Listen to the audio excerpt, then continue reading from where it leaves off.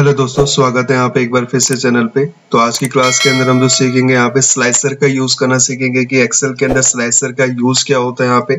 तो स्टार्ट करते हैं यहाँ पे। तो सबसे पहली बात, स्लाइसर का यूज करने के लिए यहाँ पे माइंड में ये ध्यान रखना है कि जो भी आपका डाटा होगा यहाँ पे, उस डाटा को आपको टेबल में कन्वर्ट कर लेना है यहाँ पे। तो टेबल में कन्वर्ट करने के लिए क्या प्रेस करेंगे, सिलेक्ट करेंगे सबसे पहले डाटा को और कंट्रोल टी प्रेस करके यहाँ पे एंटर प्रेस कर देंगे यहाँ पे। तो आपका जो डाटा है यहाँ पे वो टेबल में कन्वर्ट हो जाएगा यहाँ पे। और इंसर्ट में जाना है, तो इंसर्ट में यहाँ पे क्या आता है, आपका फिल्टर के अंदर यहाँ पे एक स्लाइसर आता है यहाँ पे। अब जैसे स्लाइसर पे आप क्लिक करोगे यहाँ पे, तो सबसे पहली बात जो आपकी हेडिंग्स होती है यहाँ पे वो वहाँ पे आपकी खुल जाती है यहाँ पे। और जितनी भी हेडिंग्स है उसका एक डाटा आपको शो कर देगा यहाँ पे कि आपको किस बेस पर आपको अपना डाटा आपको क्या करना है, स्लाइस करना, छोटा करना है यहाँ पे। तो जैसे मान लो मुझे प्रोडक्ट नेम के अकॉर्डिंग करना है, तो प्रोडक्ट नेम पे क्लिक किया मैंने यहाँ पे। अब जैसे आप ओके पे क्लिक करोगे तो आप देखोगे प्रोडक्ट नेम के नाम से इस तरीके से एक पैनल ओपन हो जाएगा यहाँ पे। और ऊपर देखोगे स्लाइसर के टूल्स यहाँ पे सारे खुल जाएंगे यहाँ पे। अगर आपको अपना क्या करना होता है, स्लाइसर का नाम डिफरेंट रखना होता है, जैसे यहाँ पे प्रोडक्ट नेम आ रहा है यहाँ पे, मुझे ये चीज नहीं चाहिए यहाँ पे, डिफरेंट चाहिए यहाँ पे, तो यहाँ पे जाकर के आप क्या कर सकते हैं, यहाँ पे चेंज भी कर सकते हैं यहाँ पे। अगर आपको लगता है यहाँ पे स्लाइसर का जो स्टाइल है यहाँ पे मुझे ये चेंज करना है यहाँ पे, तो यहाँ पर जाकर के आप क्या कर सकते हैं, यहाँ पे अपने अकॉर्डिंग बना भी सकते हैं यहाँ पे। नहीं तो इसमें से पहले से प्री डिफाइन आपको स्टाइल्स अवेलेबल होते हैं जिनका आप क्या कर सकते हैं, यहाँ पे यूज कर सकते हैं। और नया बनाने के लिए न्यू स्लाइसर स्टाइल पे जाओ। फुल स्लाइसर में कैसा डिजाइन रखना है यहाँ पे, उस फॉर्मेट को आपको क्या करना है, चूज करना है यहाँ पे। जो भी आपको फॉर्मेट रखना है यहाँ पे, जैसे लाइक मुझे यहाँ पे ये वाला फॉर्मेट रखना है यहाँ पे, मैंने ओके पे क्लिक किया यहाँ पे, आपको शो कर रहा है यहाँ पे। हेडर के अंदर कैसा डिजाइन रखना है, तो फॉर्मेट में जाओ अगेन यहाँ पे, और उसके अंदर इस तरीके का डिजाइन चाहिए यहाँ पे। देन ओके पे क्लिक करो यहाँ पे, और अगर आपको अच्छा लग रहा है ओके पे क्लिक करो, तो यहाँ पर देखोगे वही सेम डिजाइन आपको क्या कर देगा, शो कर देगा यहाँ पे। तो आप लोग अपने अकॉर्डिंग भी क्या कर सकते हो, स्लाइसर का स्टाइल दे सकते हो यहाँ पे। नहीं तो आप क्या करोगे, यहाँ पे जो पहले से प्री डिफाइन स्टाइल है आप उनका भी यूज करके अपने अकॉर्डिंग क्या कर सकते हैं, यहाँ पे स्लाइसर का यूज कर सकते हैं। जैसे मान लो मैंने ये वाला डिजाइन लिया है, अगर आपको लगता है यहाँ पे जैसे कॉलम आपके पास 1 है यहाँ पे, तो अगर आपको 2 में करना है यहाँ पे, तो आप यहाँ पे क्या कर सकते हैं, 2 में कर सकते हो, 3 में करना हो 3 में कर सकते हो। तो जैसे कि आपने देखा होता है डिजाइनिंग अगर आपको बनाना है तो उस तरीके से आप क्या कर सकते हैं, यहाँ पे यूज भी कर सकते हो यहाँ पे, कुछ इस तरीके से। यहाँ पे सेम दोबारा यहाँ पे जाओगे, यहाँ पे उसकी हाइट यहाँ पे, विड्थ उसकी कम कर सकते हैं यहाँ पे। सेम यहाँ पे क्या होते हैं, साइज होते हैं यहाँ पे, उसको भी यहाँ पे क्या कर सकते हो, कम ज्यादा कर सकते हैं यहाँ पे। ये बटन के साइज होते हैं यहाँ पे कि आपको हाइट और विड्थ कैसे रखनी है यहाँ पे। अगर ज्यादा करोगे तो बढ़ जाएगा यहाँ पे हाइट यहाँ पे, और सेम कम करोगे तो यहाँ पे कम हो जाएगा यहाँ पे। तो उसको नॉर्मली रहने दो यहाँ पे, इस तरीके से यहाँ पे।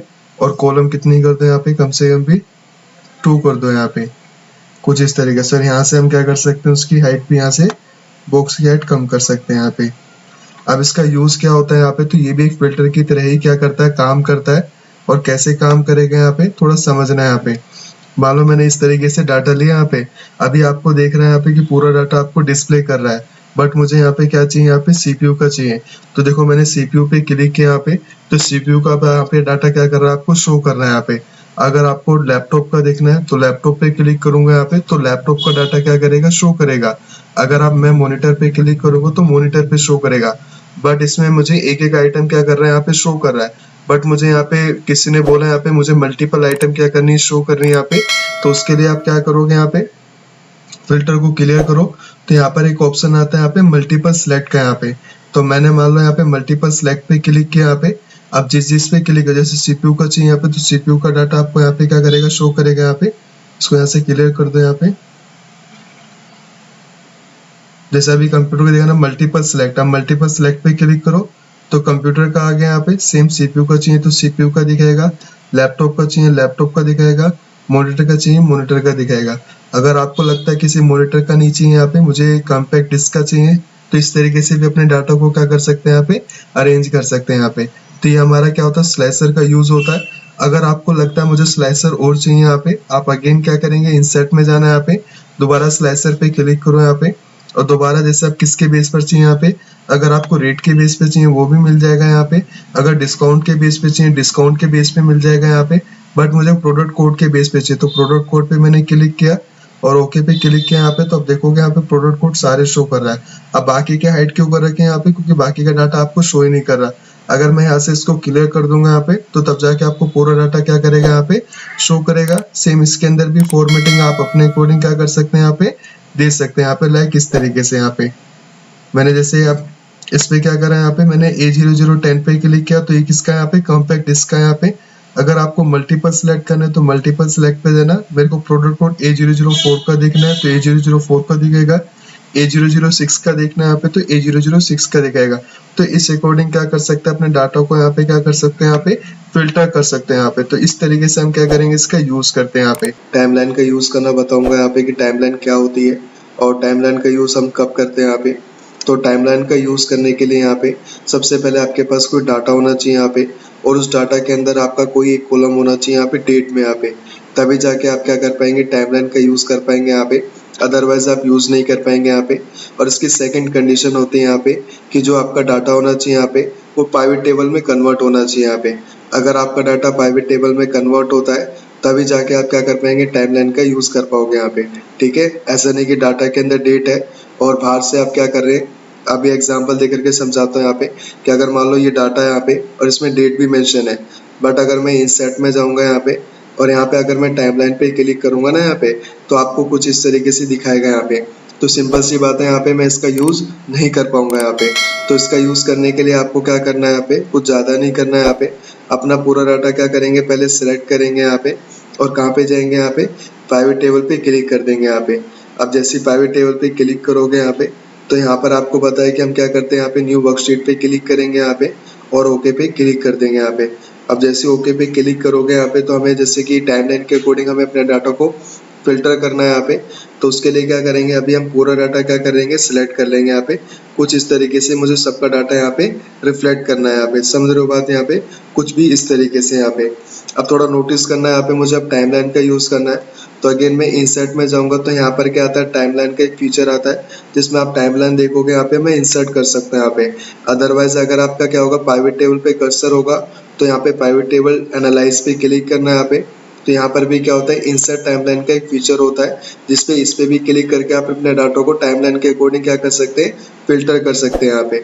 अब कैसे करेंगे यहाँ पे समझना जरूरी है यहाँ पे। अब जैसे मान लो मैंने क्या करा, इंसर्ट टाइमलाइन पे गया यहाँ पे और जैसी डेट पे मैंने क्लिक किया यहाँ पे और ओके पे मैंने क्लिक किया यहाँ पे, तो आप देखोगे डाटा आपका क्या हो जाएगा, यहाँ पे टाइमलाइन के अकॉर्डिंग आ जाएगा यहाँ पे। और यहाँ पे सारे फीचर आपके टाइमलाइन के ऑप्शन खुल जाएंगे यहाँ पे। तो सबसे पहली बात इसके अंदर क्या होता है, टाइमलाइन का कैप्शन होता है। तो अभी आप देखोगे डेट है यहाँ पे, तो अगर आपको कैप्शन चेंज करना हो यहाँ पे, तो यहाँ पर आप लोग क्या कर सकते हो, कैप्शन भी चेंज कर सकते हैं यहाँ पे। अगर आपको लगता हो यहाँ पे कि जो पीरियड है यहाँ पे पीरियड वो सभी के दिखा रहा है, जैसे मंथ के अकॉर्डिंग है। अगर आपको ईयर वाइज देखना तो ईयर वाइज देख सकते हैं यहाँ पे। क्वार्टर वाइज देखना तो क्वार्टर वाइज देख सकते हैं यहाँ पे। मंथ के अकॉर्डिंग देखना है तो मंथ के अकॉर्डिंग देख सकते हो आप लोग यहाँ पे। और अगर आपको डेज के अकॉर्डिंग देखना है यहाँ पे तो डेज के अकॉर्डिंग भी देख सकते हो। अब डेज के अकॉर्डिंग कैसे हम सर्च कर सकते हैं यहाँ पे, उसमें समझना जरूरी है यहाँ पे। अब जैसे कि कई बार क्या होता है कि हमारी कोई भी ट्रेडिंग कंपनी यहाँ पे और वो सामान को क्या करती है, परचेज करती है और सेल करती है। अब मैं देखना चाहता हूँ कि मैंने उस दिन कितनी सेल करी थी यहाँ पे, तो उसके लिए हम क्या करते हैं, यहाँ पे इस वाले पैनल का हम क्या करेंगे, यहाँ पे यूज करते हैं यहाँ पे। अब कैसे करेंगे यहाँ पे, जैसे अभी डेज के अकॉर्डिंग नहीं ले रहा हूँ यहाँ पे और दोबारा उस पर क्या करना है, क्लिक करना है यहाँ पे, ऑल पीरियड पे क्लिक करना और डेज पे क्लिक करना है यहाँ पे और मंथ पे क्लिक कर देना। तो मंथ देखोगे, मंथ आ गया 2024 के यहाँ पे। अब जैसे मान लो किसी ने बोला आपको कि भाई आपको क्या करना है यहाँ पे, अब कि आपको फरवरी का डाटा दिखाना है यहाँ पे।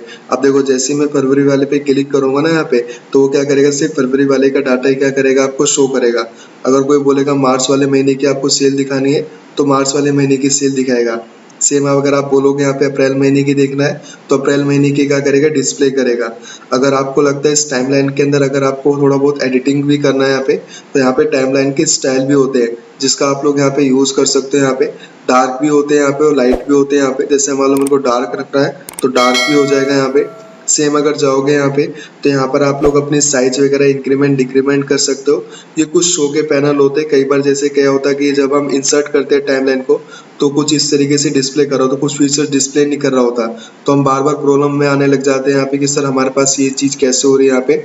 तो उसके लिए हम क्या करेंगे, यहाँ पे हेडर पे क्लिक करते हैं यहाँ पे, जो अगर आपको जो जो चीज़ें चाहिए यहाँ पे उन सब पर हम क्लिक करते हैं यहाँ पे। तो इसमें टाइमलाइन के अंदर आपको सभी पे क्लिक कर देना है, तो कुछ इस तरीके से दिखा रहा होता है। अगर कोई बोलता है क्वार्टर वाइज देखना है यहाँ पे, तो क्वार्टर वाइज पे क्लिक करना, मेरे को अब क्वार्टर 1 का देखना है तो क्वार्टर 1 का आपको क्या कर देगा यहाँ पे डिस्प्ले कर देगा।